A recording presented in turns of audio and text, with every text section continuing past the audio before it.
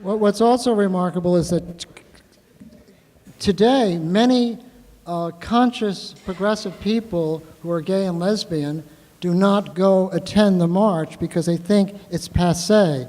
And I just want to say they have to look around the world and see what happens in the Eastern Bloc countries, in the Middle Eastern countries, and in some parts of Europe still, when gay people gather publicly to be themselves and to be out, they are subjected to incredible harassment. Mm-hmm. And I think it's our duty to remind that the radical roots of gay liberation and lesbian liberation still are necessary to be projected forward. It's just not market. Okay. I want to make just a few fast comments, and then I'll turn it over to Fran, who'll read her poem, and then we'll watch the footage. Number one, the first march, we were terrified. We had been threatened. We felt that there was probably going to be violence. Marshals had that training at We did marshal training. I didn't want to be a marshal. I wanted to have fun. Bob Kohler was a marshal. I think I just lost my mind. Oh, thank you. We were terrified. So scared that the joke that Bob and I have had for the last 39, 40 years is we don't call it the first march, we call it the first run, because from Christopher Street to Central Park took about an hour. You'll see in the footage, and again, please, the footage is not good. It'll give you an overview, but it's the only footage I know of. So it's all we have left at this point.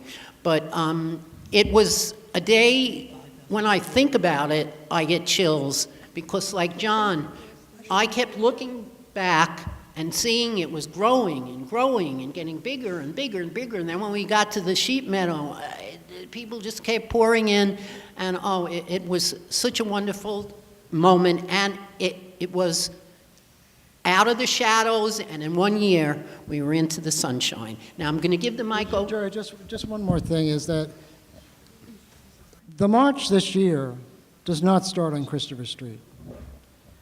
The fact that some politicians, openly gay and lesbian, though they may be, and some political leaders, whoever appointed them, I don't know, but have decided that it's not important that we be on Christopher Street.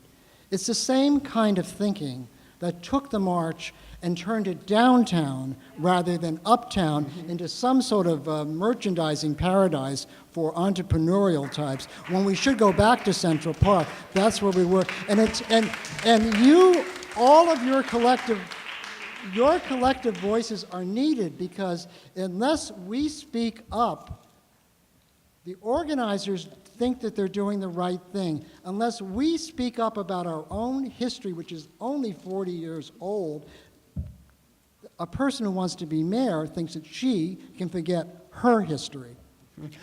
Okay, I'm going to turn the mic over to Fran, and then we're going to get up and watch this with everybody. I think this mic can be carried, so I can make some comments. He attacked, yeah. Anyway, and we'll watch it, and then afterwards, I'm going to just throw it open to the audience, and we can all say what we want and argue and whatever if we want. Okay, Fran, it's yours. Hey, I just want to say, when Jim talks about being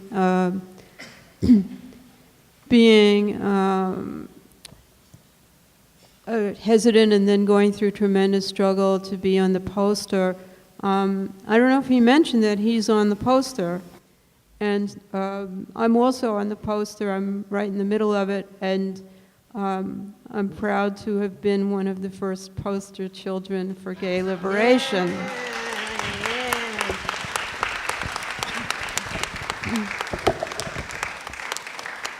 And this poster was not only created, it was put up all over the village in New York City and in every radical place that would have it. And it's had a really long life. It's gone through several transformations. It's ended up on a lot of people's walls. in one form or another.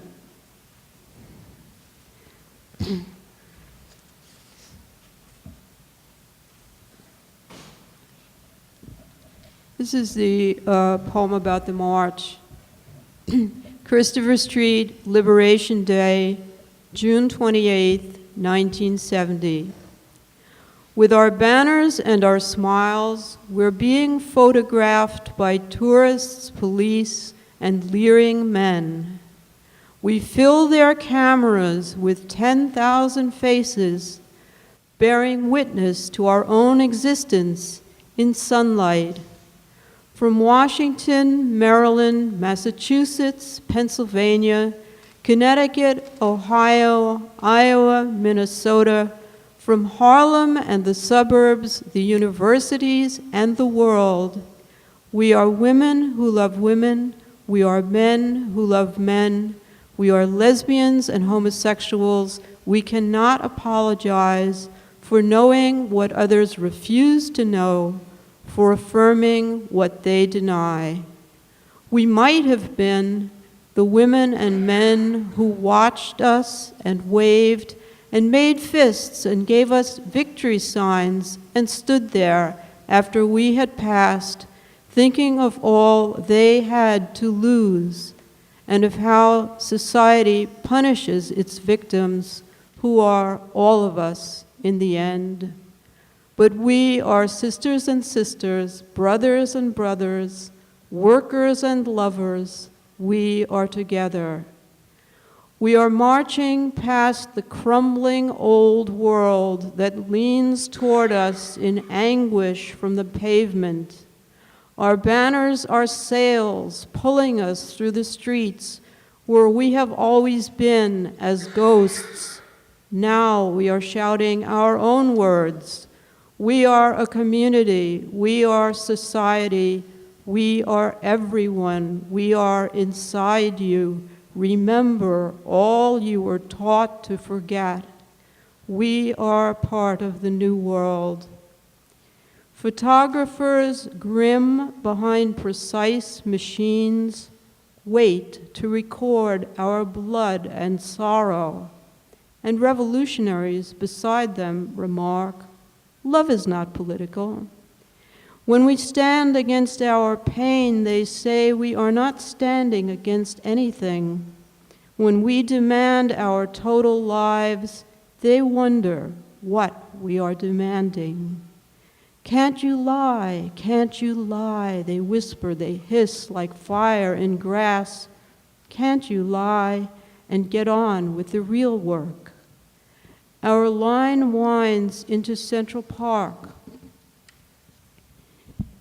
and doubles itself in a snake dance to the top of a hill. We cover the sheep meadow, shouting, lifting our arms. We are marching into ourselves like a body gathering its cells, creating itself in sunlight. We turn to look back on the thousands behind us. It seems we will converge until we explode. Sisters and sisters, brothers and brothers, together. Thank you, Fran. Thank you.